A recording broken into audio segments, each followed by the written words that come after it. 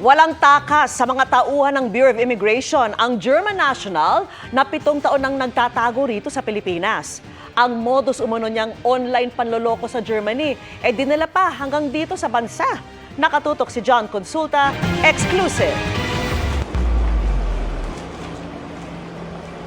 Nang makalapit at makapwesto ang mga tauhan ng BI Fugitive Search Unit sa kwarto ng kanilang target, sinubukan nilang buksan ng pinto.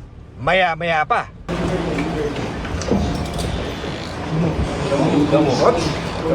Yan, pasok. arestado ang target na German na 2018 pa nagtatago sa Pilipinas. Palipat-lipat siya ng tirahan ayon sa BI para makaiwas sa tracker teams. How did you find me? Right now, I'm surprised. We are agents of Bureau of Immigration Fugitive Search Unit. We have a mission order here issued by the Commissioner of Immigration. Ayon pa sa BI, tinakbuhan ng Aliman ang kanyang kaso sa Germany dahil sa panluloko. Dinala niya rito sa Pilipinas ang kanyang illegal na operasyon. Siya ay wanted dahil sa kasong fraud sa Germany dahil sinasabing nag-set up siya ng mga websites kung saan nagbebenta siya ng iba't ibang mga produkto. Yung mga produkto ay hindi dumarating doon sa mga customers na napagbentahan niya. Para di mahuli, may diskarte ang dayuhan para di maputol ang kanyang online panloloko. Nag-set up siya ng kanyang workstation sa ibang lugar. Kagaya nga sa pangyayaring ito ay originally sa Laguna talaga siya nakatira. Pumupunta siya sa Pampanga para doon siya mag-set up ng kanyang workstation at upang hindi matrace ang kanyang IP address. Sinisika pa namin makuha ang panig ng dayuhan na nakakulong na sa BI Detention Facility sa Bikutan. Para sa GMA Integrated News, John Consulta, nakatutok 24 oras. Dadalo sa preliminary investigation ng Department of Justice si Vice President Sara Duterte kaugnay ng reklamo ng NBI na nagpunta ito kay Pangulong Bongbong Marcos. Nagkausap na kami ng aking abogado with regard to sa counter affidavit na tinatapos na lang namin. At mag-appear ako dahil kailangan ko mag-oath. Nag-ugat ang reklamong inihain ng NBI sa sinabi ng Vice Presidente noong Nobyembre na may kinausap siyang tao para patayin si Pangulong Marcos, ang First Lady at House Speaker.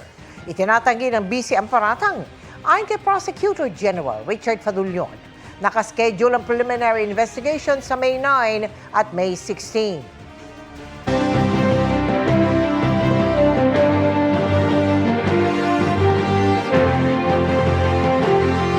Pinadisqualify ng COMELEC ang isang congressional candidate sa Quezon dahil sa pamamahagi ng sobrang may 1,000 piso at iba pa. Ang isa namang gubernatorial candidate sa Camarines Sur, kinansela ang Certificate of Candidacy dahil sa issue ng residency. Gayunman, maaari pa rin silang umapila ayon sa COMELEC. Ang mga tugon nila sa pagtutok ni Sandra Aguinaldo. Didisqualify ng COMELEC First Division si Quezon 3rd District Congressional Candidate at General Luna Mayor Matt Erwin Florido. Ang ilang naimbitahan umano sa isang pagtitipon, binigyan ng t-shirt at sobrang may lamang 1,000 piso. Ayon sa dibisyon, hindi sila kumbinsido sa paliwanag ni Florido na ang pagtitipon ay para lang sa kanyang campaign staff at volunteers. Hindi rin pinanigwalaan ang paliwanag ni Florido na ang 1,000 piso ay cash advance sa mga volunteer na kailangan nilang i-account o isauli kung hindi nagamit. Pero nilinaw ng COMELEC na pwedeng umapila si Florido at nananatili sa balota ang kanyang pangalan. Binibigyan ng pagkakataong i-apila ito sa COMELEC NBank. Pwede nating maisampa pa ang kaso sa Korte Suprema. Itinanggi rin niya ang paratang. Hindi totoo na namimili ako ng boto at kailanman ay hindi ko yan gagawin.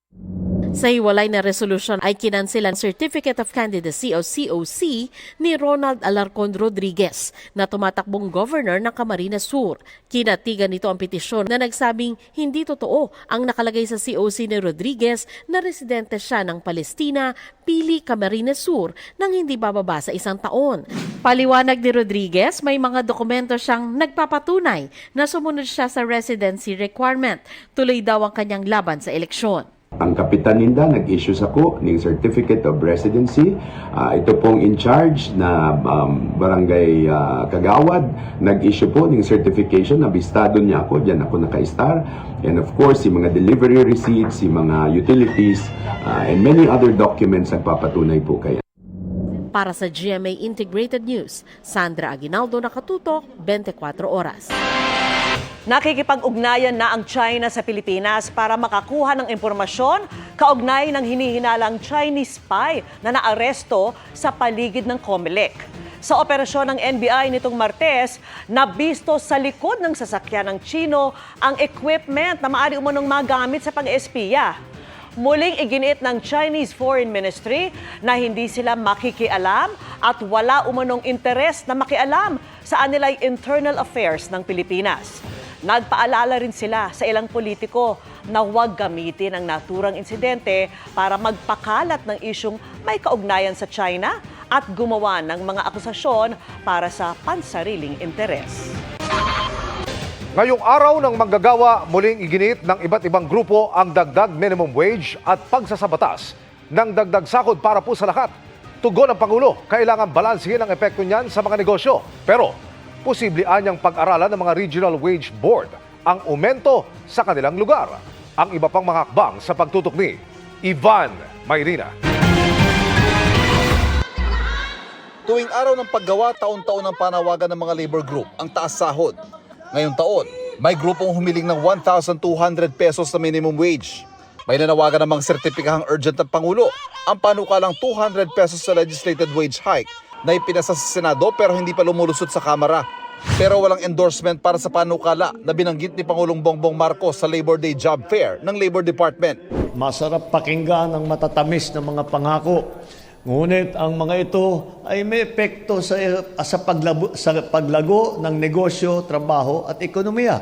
Kaya't kailangan na pag-aralan natin ng mabuti. Sa halip na across the board o pantay na dagdag sahod sa lahat ng manggagawa sa buong bansa, gusto niyang pag-aralan ito kada rehiyon. Your concerns are being addressed through the regional tripartite wages and productivity boards. Simulaan niya ng iutos niya sa mga wage board sa pag-aralan niya na 16 na rehiyon na ang nagtaas ng minimum wage, bagaman malayo sa hinihingi ng mga labor group. At sa kalagitnaan ng buwang ito, ay sisimulan na muli ang review ng wage board ng Metro Manila kung dapat bandagdagan muli ang minimum wage at kung magkano. Pwede ring bumawian niya sa benepisyo imbes sa sahod. Hindi sinasagaan ng pangkasalukuyang administrasyon yung pagkakataon na magkaroon ng karagdagang benepisyo ang ating mga manggagawa. Kabilang sa mga benepisyo ang mga loans sa SSS. Inanunsyo ng Pangulo na ibaba sa Hulyo ang interes sa 8% na lang para sa salary loan at 7% para sa calamity loan mula sa dating 10%. Sa Setyembre naman, hanggang 150,000 pesos na ang pwedeng utangin ng surviving spouse pensioner. Kabilang din sa mga hakbang ng gobyerno ang mga job fair. Mahigit 200,000 trabaho ang alok sa mga magkakasabay na job fair ngayong Labor Day sa buong bansa. Si Patricia Namoca, bagong senior high graduate, hired on the spot bilang hotel room attendant. Napaka-convenient po, katulad ko na nakaka-graduate ko lang na hard on the spot po kanina na hindi ko po in-expect. May job fair din para sa mga gusto mag-abroad na masusundan pa. Hiring sa Croatia will be for hotel workers and possibly caregivers. But outside of that, like factory workers, private truck. So sila yung magdadaos ng job fair katuwang namin sa May 21. Abangan po yun. Buwan na nga mga ganito alinsunod sa utos ng Pangulo at dahilan ng ayon sa gobyerno ay pinakabababang unemployment rate sa nakalipas na 20 taon na 3.8%. Para sa GMA Integrated News, Ivan Mayrina, nakatutok, 24 oras. Kaisa ang GMA Kapuso Foundation sa pagpupugay sa lahat ng manggagawang Pilipino ngayong Labor Day. Bilang pagpapahalaga sa sipag at dedikasyon nila na mahagi tayo ng regalo sa mga tour guide sa Rodriguez sa Rizal na dati na rin nating tinulungan noong pandemya. Mula nang nagka-pandemya, humina ang turismo sa Rodriguez Rizal. Kaya ang tour guide na si Ronnie, umi-extra bilang kargador sa Wawa Dam, pandagdag kita para sa pamilya. Kadalasan pong na sumasakit sa amin ay binte. Minsan nagkakaroon na pinupulikat, balakang. Yan po, saka itong liig. Kasi mayroon po kaming kaway. Kaya bihira kami mapapang-check up. Bilang pagpapahalaga sa masisipag na manggagawa gaya ni Ronnie. Handog ng GMA Kapuso Foundation ngayong Labor Day sa 142 na tour guide sa Rodriguez ang libreng medical consultation, X-ray, ECG, fasting blood sugar test at gamot. Kapag in-x-ray, makikita na kapag masakit ang likod o leeg na nadidiretso yung spine, nawawala yung curvature na normal, kakabit-bit. Isa pa, pwede rin mag-flatten out yung intervertebral disc, kaya sumasakit pababa ng mga binte at saka mga kasukasuan. Tinuruan din sila ng first aid and basic life support orientation sa tulong ng Philippine Red Cross.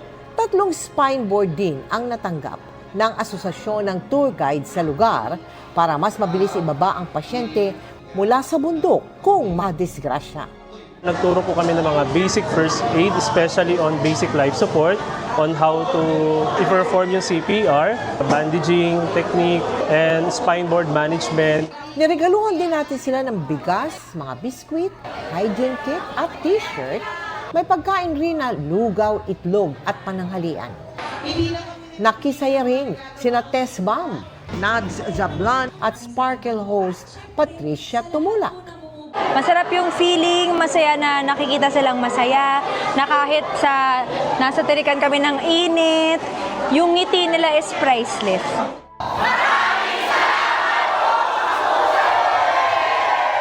Sa lahat ng manggagawang Pilipino, saludo po kami sa inyo. Lumabag na nga sa batas trapiko, nakipaghabulan pa sa mga otoridad ang sinitang sasakyan sa Los Baños, Laguna. Mga tauhan ng munisipyo ng Santa Rosa ang sakay na nahulihan din ng baril kahit may umiiral na election gun ban. Nakatutok si Marisol Abduraman, exclusive. Naabutan ng Highway Patrol Group sa Los Baños Highway sa Laguna ang sasakyan na ito na nakikipaghabulan sa kanila. Sabi ng HPG, tumakas ang sasakyan nang pinatigi nila ito dahil sa traffic violations, kabilang ang paggamit ng blinker at kaduda-dudang plaka. Nag-serve po siya doon po sa highway at nakita rin na siya po ay gumagamit po ng red plate sa harap at yung kanya pong likod na plaka ay wala. During the flag down or apprehension, doon po napag-alaman na meron po silang dala-dala na dalawang uri po ng kalibre ng baril.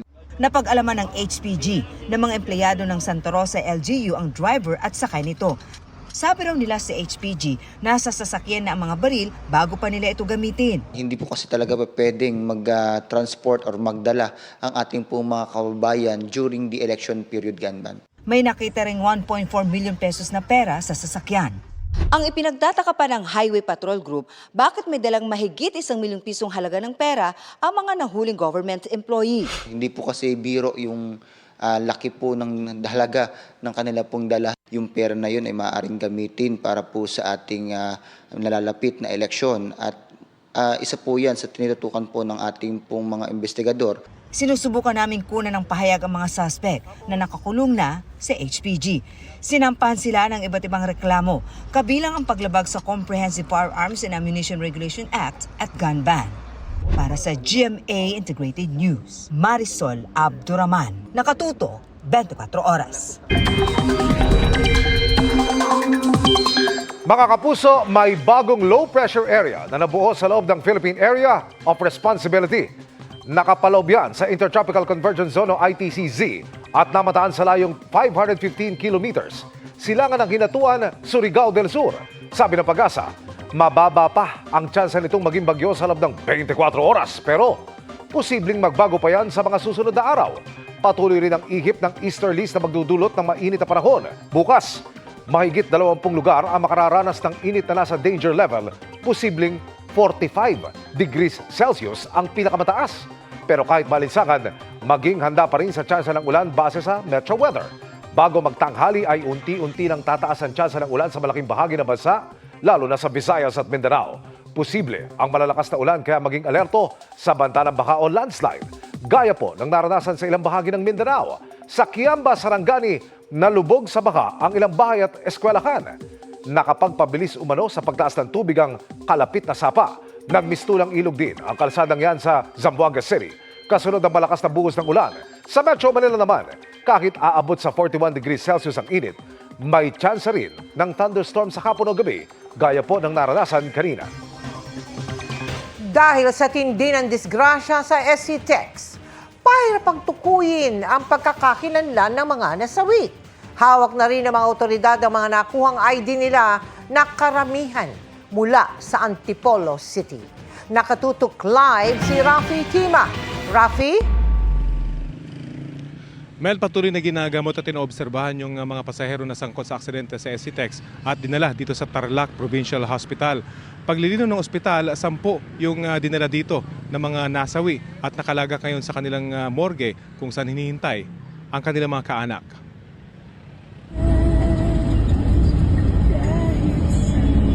Yuping-yupi ang dalawang sasakyang ito matapos maipit sa gitna ng isang closed van at ng nakabanggang bus sa SCTEX tanghali kanina. Karamihan sa mga nasawi, sakay ng dalawang sasakyan na pitpit. Sa tindi ng aksidente, hirap ang mga kawani ng ospital na kilalanin ng mga nasawi, maging ang mga lubhang sugatan at kritikal sa aksidente. Hawak ng ospital ang mga cellphone na nakuha mula sa mga naaksidente at hinihintay na may tumawag na kaanak para maibalita sa kanilang nangyari. Sa labas ng emergency room ng hospital, nakalagay ang mga bag at mga personal na gamit ng mga naaksidente. Kasama sa mga narito ngayon dito sa emergency room ng ospital at inaalagaan ng mga kawani ng Philippine Red Cross ang isang batang lalaki na edad 2 hanggang 3 taong gulang na may galos sa paa. Kanina, iyak na raw ito ng iyak at hinahanap ang kanyang mga magulang na dead on the spot sa kotseng kanilang sinasakyan. Nasa backseat daw siya ng kotse at naka-child car seat. Buhay pero hindi rin makausap na maayos ang driver ng L300 van kung saan karamihan galing ang mga nasawi. Ayon sa mga kawani ng ospital, mga ID mula sa syudad ng Antipolo ang marami sa kanilang mga nakuha mula sa mga namatay. Sa pinangyarihan ng aksidente, umabot sa 2 kilometro ang traffic sa northbound lane ng SCTEX. Isinara kasi ang linya kung saan nangyari ang aksidente at pina-counterflow ang mga sasakyan sa southbound lane. Hanggang alas 4 ng hapon, tukod pa ang trapiko dahil kinailangan bombahan ng tubig ng isang fire truck ang pinangyarihan ng aksidente. Sa gilid ng kalsada, naiwan ang bakas ng disgrasya, mga basag na bahagi ng taillight at isang maliit na life vest na galing sa nayuping van.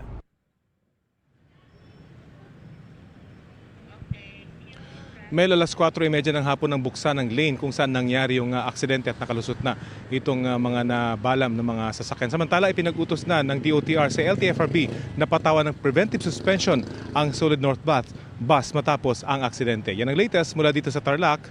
Mel? Maraming salamat sa iyo, Rafi Tima.